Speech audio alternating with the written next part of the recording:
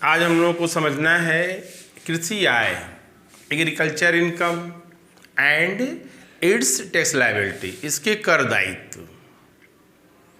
तो सबसे पहले हम लोग ये समझते हैं कि सर एग्रीकल्चर इनकम है क्या। यदि किसी टैक्स पेयर के पास, किसी भी व्यक्ति के पास भारत में कोई भूमि है, चाहे वह ग्रामीण क्षेत्र में हो चाहे वह शहरी क्षेत्र में हो, यदि वह उस भूमि पर कोई एग्रीकल्चर वर्क करता है, इट मीन्स पानी देता है, खेत को जोतता है, बीज बोता है, फिर उसको काटता है, आवश्यकता पड़ने पे उसकी सफाई करता है, मतलब जो गांव में लोग खेती बाड़ी का काम करते हैं वह काम ही क्या है, एग्रीकल्चर हम लोगों का वर्क कहलाएगा। तो यदि आप एग्रीकल्चर वर्क करते हैं तो एग्रीकल्चर वर्क करने के बाद जो आपको कृषि उत्पाद, एग्रीकल्चर प्रोडक्ट प्रोड्यूस होती है और उसको बेचने से जो इनकम प्राप्त होती है, उस इनकम को ही हम लोग क्या बोलते हैं, एग्रीकल्चर इनकम। इसका मतलब ये हो गया कि गांव में खेत जोत कर, गेहूँ बोकर, खाद डाल के, फिर उसके बाद काट कर उस गेहूँ को हमने बेचा है। गेहूँ को हमने कितने में बेचा है, 5 लाख में बेचा है और 1 लाख रुपए उसकी कॉस्ट आई थी, तो 4 लाख रुपए की जो हमारी इनकम हुई वो कौन सी इनकम कहलाएगी सर, वो हमारी एग्रीकल्चर इनकम या कृषि आय कहलाएगी। एग्रीकल्चर इनकम के संबंध में ये प्रावधान किया गया है कि किसी भी लैंड से रिलेटेड जो इनकम होगी, एग्रीकल्चर इनकम तभी माना जाएगा जब आप भूमि पे एग्रीकल्चर वर्क करोगे, खेती बाड़ी का काम करेंगे, तभी उस भूमि से होने वाली आय जो है वो एग्रीकल्चर वर्क या कृषि आय मानी जाएगी। साथ में वो भूमि भारत की सीमा के अंदर हो। यदि भारत की सीमा के बाहर है, आप एग्रीकल्चर वर्क वहाँ करते हैं, पाकिस्तान में है, बांग्लादेश में है, इंग्लैंड में है, अमेरिका में है, तो उससे होने वाली या इनकम फ्रॉम अदर सोर्सेस में कहलाएगी। लेकिन यदि इंडिया में यदि कोई भूमि है, भारत की सीमा के अंदर कोई भूमि है, तो सर उससे होने वाली जो इनकम होगी वो एग्रीकल्चर इनकम मानी जाएगी। लेकिन टर्म एंड कंडीशन क्या हम लोगों का है, टर्म कंडीशन यही है कि सर आपको जो है एग्रीकल्चर वर्क करना जरूरी है। यदि कोई पेड़ पौधे ऑटोमेटिक उस ज़मीन पे उग जाते हैं तो ऐसे कंडीशन में सर उस पेड़ को, जैसे घास हो गया, बबुल का पेड़ हो गया, सरपत हो गया, अगर उसको आप बेच देते हो तो उससे होने वाली आय एग्रीकल्चर इनकम नहीं मानी जाएगी। उसे हम लोग नॉन एग्रीकल्चर इनकम कहेंगे। नॉन एग्रीकल्चर इनकम मतलब जो इनकम टैक्स के 5 हेड बताए गए हैं वो कौन सी इनकम हम लोग की है, नॉन एग्रीकल्चर इनकम। तो एग्रीकल्चर इनकम होने के लिए क्या मैंडेटरी हम लोगों का है, मैंडेटरी क्या है कि खेती बाड़ी का काम करना, मीन्स खेत को जोतना, पानी देना, ये सब क्या कहलाएगा हम लोगों का एग्रीकल्चर वर्क। और इस कार्य को करने के बाद जो हम गेहूँ होता है, धान होते हैं, आलू होता है, टमाटर होता है, फूल पौधे भी अगर हम उगाते हैं तो फिर उससे होने, उसको बेचने से जो इनकम होगी वो क्या कहलाएगी हम लोगों की एग्रीकल्चर इनकम है, कृषि आय है।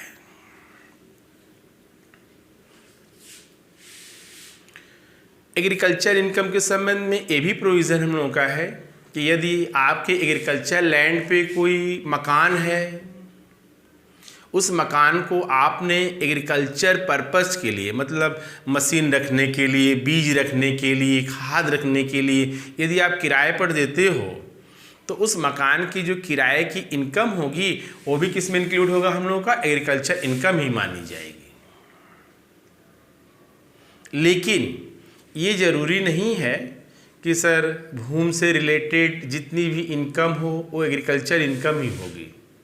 जैसे कोयले की खान से यदि हम लोग कोयला निकालते हैं, पत्थर के खानों से यदि पत्थर निकालते हैं, पानी में से मछली पाल कर मछली बेचते हैं, गाय पोल्ट्री वो डेयरी फार्म खोलते हैं, पोल्ट्री फार्म खोलते हैं, मुर्गी उर्गी पाल के बेचते हैं, तो सर या अपने भूमि को हाट बाजार लगाने के लिए किराए पर दे देते हैं, तो उससे होने वाली आय एग्रीकल्चर इनकम नहीं मानी जाएगी। तो एग्रीकल्चर इनकम होने के लिए सेक्शन 2(1)A में प्रोविज़न है कि एग्रीकल्चर वर्क करना मैंडेटरी है। एग्रीकल्चर वर्क करेंगे तभी वो इनकम एग्रीकल्चर इनकम मानी जाएगी, अदरवाइज वो एग्रीकल्चर इनकम नहीं मानी जाएगी। हाँ, इसमें ये भी प्रोविज़न है कि यदि कोई ऐसा एग्रीकल्चर प्रोडक्ट है जो सीधे मार्केट में उसी फॉर्म में नहीं बिकता है, जैसे तंबाकू की पत्ती हो गई, तो तंबाकू की पत्ती, सुरती का पत्ता भाई, या बीड़ी का पत्ता हो गया, तो सीधे नहीं बिकेगा मार्केट में। उसको हम लोग क्या करते हैं, एक प्रोसेस के माध्यम से सुरती का पत्ता बना के फिर बेचते हैं, सुखा उखा कर उसको हम लोग। तो उस प्रोसेस के जो प्रोसेस काम करते हैं हम लोग हैं, अगर उससे हमारी इनकम कुछ गेन हो जाती है तो वो भी इनकम क्या मानी जाएगी, एग्रीकल्चर इनकम। जैसे तंबाकू की पत्ती बेचते हैं तो 100 रुपये मिलते हैं, और उस तंबाकू की पत्ती को सुखा उखा कर बेचते हैं तो सर हमको 150 रुपये मिलती है, तो पूरा का पूरा 150 ही क्या माना जाएगा हम लोगों का, एग्रीकल्चर इनकम। तो ये था हम लोगों का डिफिनीशन ऑफ एग्रीकल्चर इनकम। कृषि आय क्या है, तो कृषि आय होने के लिए क्या क्या मैंडेटरी है, सेक्शन 2 सब सेक्शन 1A में एग्रीकल्चर वर्क करना जरूरी है। दूसरा क्या है, भारत की सीमा के अंदर होना जरूरी है, तभी वो इनकम क्या कहलाएगी, एग्रीकल्चर इनकम मानी जाएगी। अदर वह सारी इनकम क्या हो जाएगी, नॉन एग्रीकल्चर इनकम। अब आते हैं अगला पॉइंट हम लोगों का है टैक्स लायबिलिटी, कर दायित्व क्या हम लोग का है। मतलब एग्रीकल्चर इनकम, यदि किसी व्यक्ति के पास गेहूं है, धान है, तेल है, तेल सरसों निकाल के तेल बेचता है, फल बेचता है वो, और सब्जी बेचता है, तो उससे होने वाले इनकम पे टैक्स लगेगा या नहीं लगेगा, इसका निर्धारण करना ही क्या कहलाता है, tax liability on agriculture income. कृषि आय पर कर दायित्व, मतलब अगर कृषि आय हो रही है किसानों को तो उनको टैक्स देना है कि नहीं देना है, ये प्रोविज़न समझते हैं। स्टार्टिंग में तो इनका, हाँ, जब से इनकम टैक्स लागू हुआ था 1961 से 1 अप्रैल 1961 से, तो उस टाइम एग्रीकल्चर इनकम को फुल्ली टैक्स फ्री डिक्लेयर किया गया था, मतलब टैक्स के बाहर रखा गया था कि सर एग्रीकल्चर इनकम को हम लोग कंसीडर नहीं करेंगे। लेकिन असेसमेंट ईयर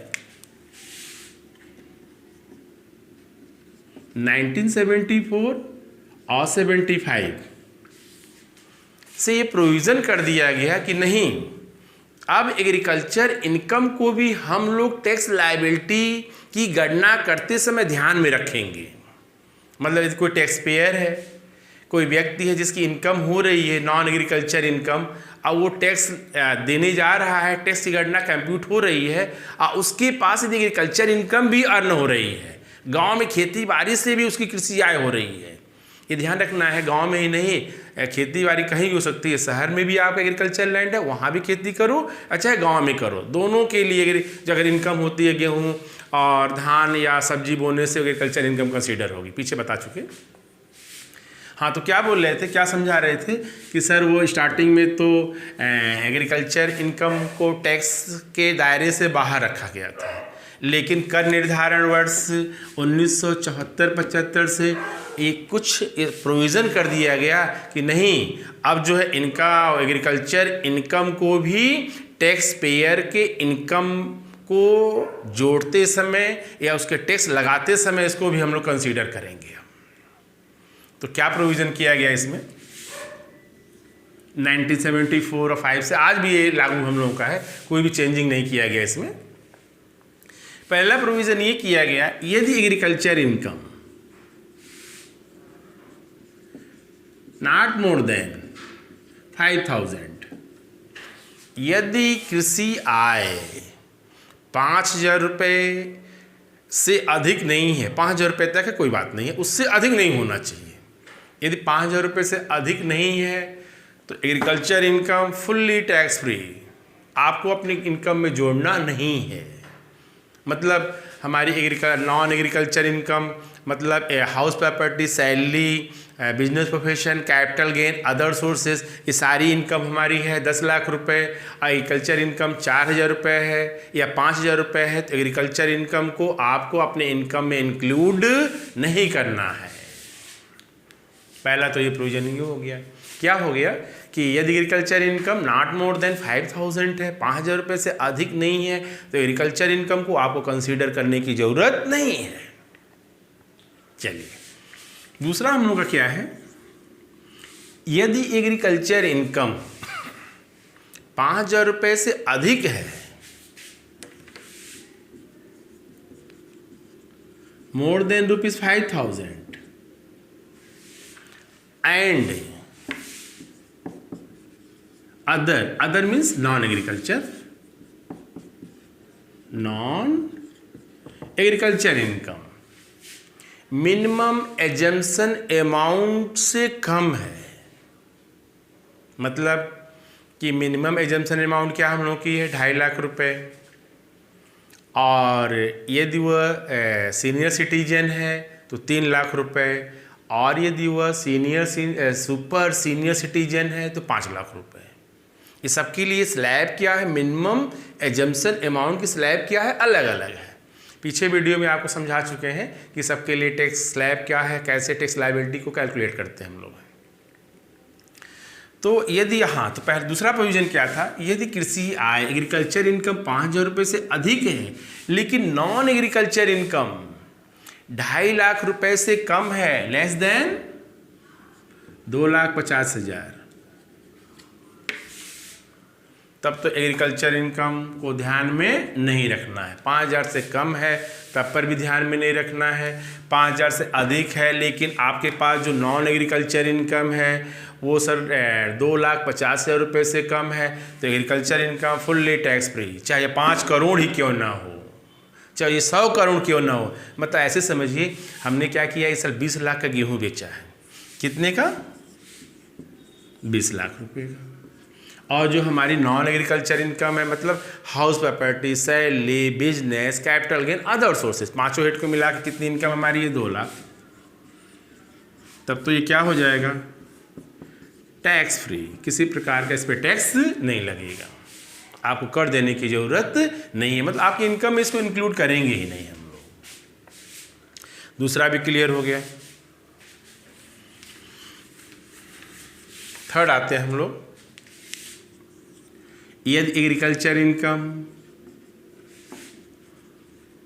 मोर देन ₹5,000, 5,000 रुपये से अधिक है, and non agriculture income more than 2,50,000, अलग अलग कंडीशन है, 2,50,000 या 3 लाख या 5 लाख।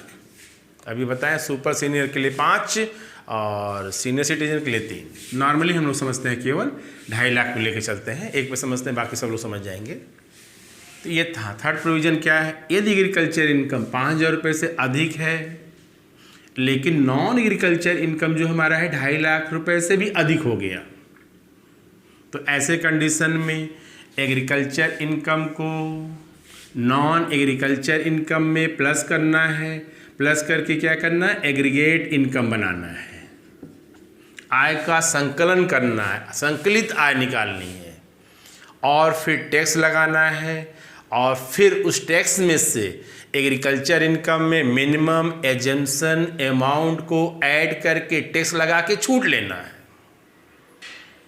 तो ये जो लास्ट का हमने पॉइंट समझाया आपको, ये थोड़ा सा कन्फ्यूजन का हो सकता है, तो इसको थोड़ा हम लोग प्रैक्टिकली समझते हैं। कैसे सर, आप जो जोड़ना है, टैक्स लगाना है, फिर क्या बोला है कि 5,000 रुपये में 2.5 लाख जोड़ना है और फिर टैक्स लगाना है, छूट लेना है, ये क्या प्रोविज़न है बता रहे हैं आपको। तो तीनों पॉइंट तो क्लियर हो गया। तीसरे को हम लोग एग्जाम्पल के माध्यम से समझते हैं।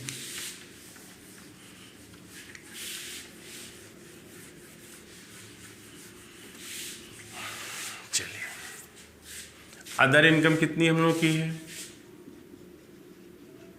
अदर मतलब नॉन एग्रीकल्चर,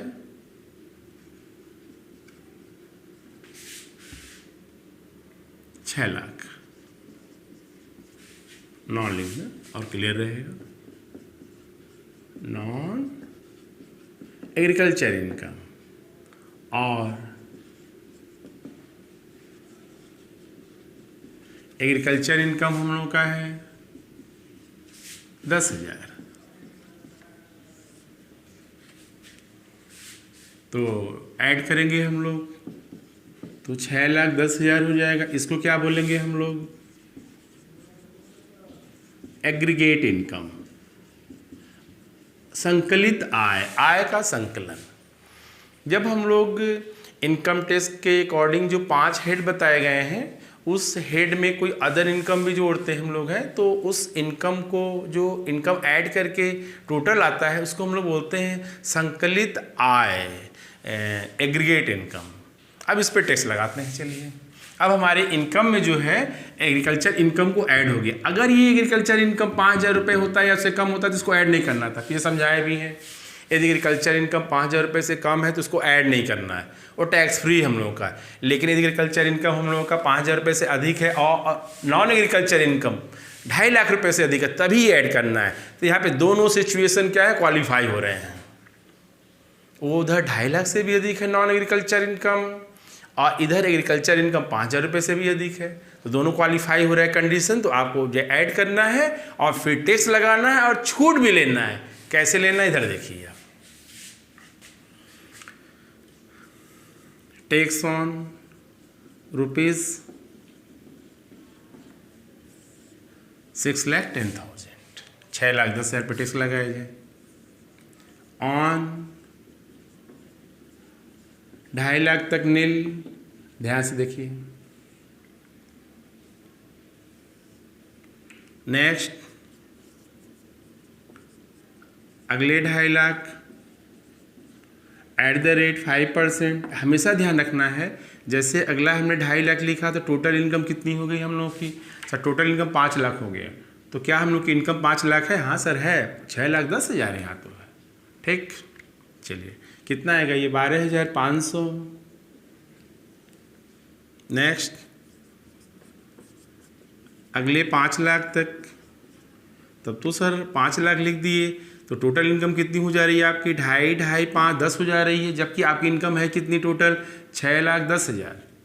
तब तो सर ये ऐसे तो अप्लाई हो नहीं पाएगा। तो हम लोग क्या करते हैं, बैलेंस अमाउंट लिखते हैं। कितना और बचा है अभी, तो कितना बचा हम लोगों का है, 1,10,000, 5 ये 6,10,000 हो गया, एट द रेट 20%। तो ये कितना हो जाएगा, 22,000।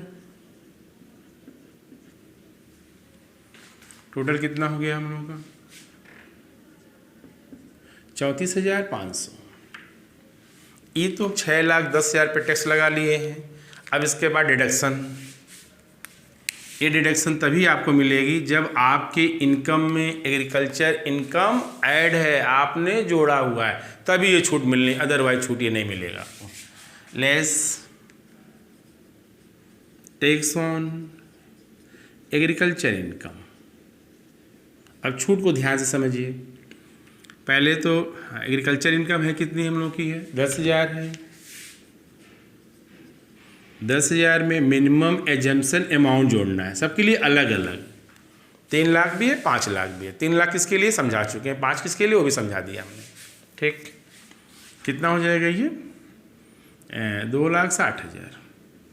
अब चलिए 2,60,000 पे टैक्स ठीक उसी तरह से लगाएंगे हम लोग जैसे सर हम यहाँ पे हमने लगाया 6,10,000 पे। Same procedure, on rupees 250 at the nil, ये तो नील है यहाँ तक।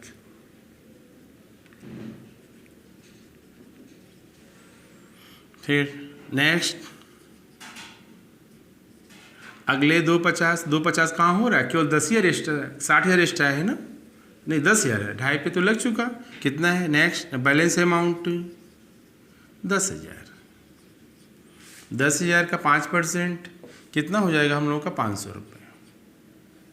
ये 500 रुपये की छूट मिल जाएगी आपको। कितना हुआ आपको, 34,000 ऐड। इसके अलावा जो अदर प्रोविज़न हमारा टैक्स का है वो सारा फॉलो होगा। अदर प्रोविज़न क्या है हम लोग का, सरचार्ज है, फिर उसके बाद हम लोग का एजुकेशन सेस है। तो यहाँ पे तो सरचार्ज लगेगा नहीं, 50 लाख से कम है। Add health and education cess, cess मतलब शुल्क, एट द रेट 4%। किस पर, ऑफ 34,000। तो कितना हो जाएगा हम लोगों का, 16, 1, 4, 12, 1, 13, 1,360 रुपये। सही है ना, चाचों को 16 हो गया, 1 आ गया, 4, 3, 12, 1, तो ठीक है। 1,360 रुपये और जोड़ लेते हैं।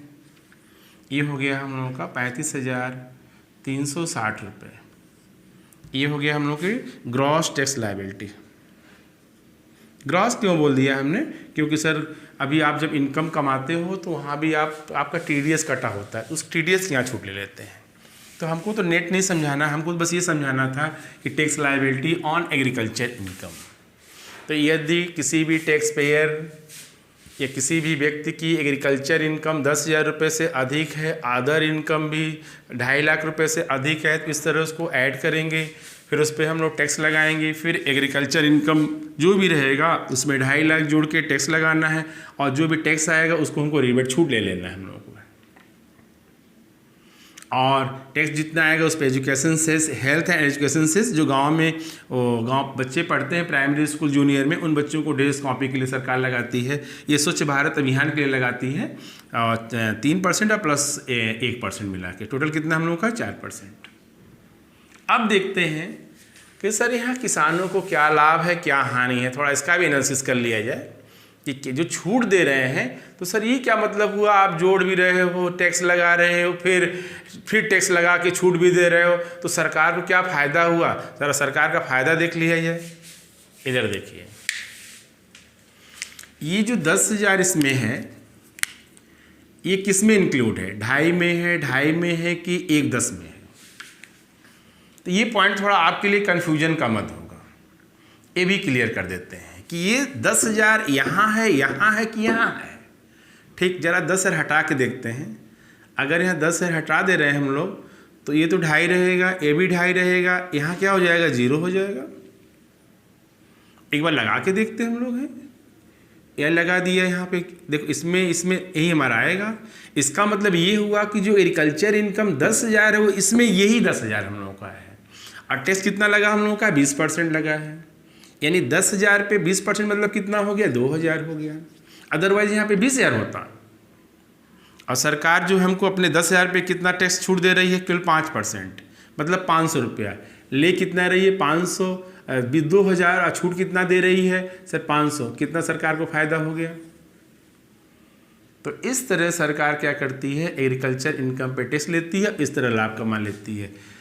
जब टैक्स लगाती है तो हाई रेट में आ जाता है वो, और जब छूट देती है तो लो रेट में आ जाता है वो, क्योंकि बाकी इनकम तो हट जाती है, केवल 2.5 लाख में एग्रीकल्चर इनकम जोड़ना होता है। तो ये था हम लोगों का इंडिया में एग्रीकल्चर इनकम पर टैक्स के प्रोविज़न। भारत के बाहर है एग्रीकल्चर लैंड आपका, तो ऐसे कंडीशन में ये प्रोविज़न नहीं, तब तो आपके non agriculture income means income from other sources में जोड़ेंगे और नॉर्मल टैक्स अपना लगाएंगे। लेकिन यदि इंडिया में अगर आपका है तो एग्रीकल्चर इनकम को प्रोविज़न के अकॉर्डिंग ऐड करना है, फिर टैक्स लगाना है, फिर 2.5 लाख में जोड़ के टैक्स लगा के छूट लेना है। तो ये हम लोग का टॉपिक कंप्लीट होता है एग्रीकल्चर इनकम। वीडियो अच्छा लगे तो ज़रूर आप लाइक कीजिए, सब्सक्राइब कीजिए। कहीं भी प्रॉब्लम हो इसके लिए कमेंट बॉक्स में ज़रूर लिखिए, तुरंत उसके सलूशन के लिए आपको तुरंत वीडियो भेजा जाएगा। Thank you.